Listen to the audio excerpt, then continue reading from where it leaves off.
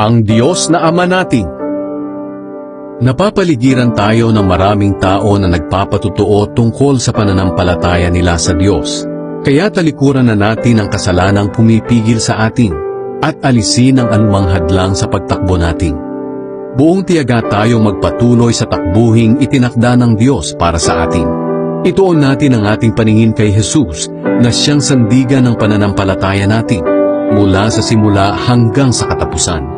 Tiniis niya ang paghihirap sa krus at hindi niya ito ikinahiya dahil inisip niya ang kaligayahang naghihintay sa kanya at ngayon nga ay nakaupo na siya sa kanan ng trono ng Diyos.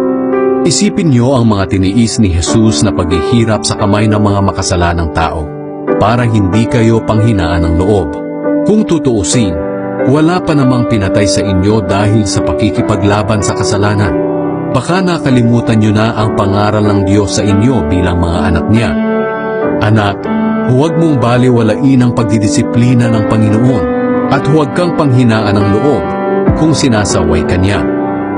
Sapagkat dinidisiplina ng Panginoon ang mga minamahal niya at pinapalo niya ang itinuturing niyang mga anak.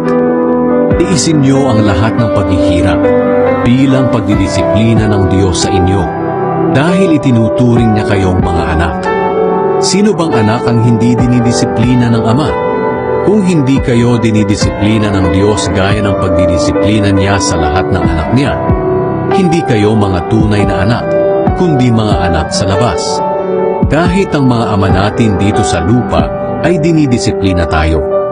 At sa kabila nito, iginagalang natin sila. Kaya lalong dapat tayong magpasakop sa pagdidisiplina ng ating Ama na nasa langit para maging mabuti ang pamumuhay natin. Sa maikling panahon, dinidisiplina tayo ng mga ama natin dito sa lupa ayon sa inaakala nilang mabuti. Ngunit ang pagdidisiplina ng Diyos ay laging para sa ikabubuti natin upang maging banal tayong gaya niya. Habang dinidisiplina tayo, hindi tayo natutuwa kundi nasasaktan. Ngunit ang ibubunga naman ito sa bandang huli ay ang mapayapa at matuwid na pamumuhay.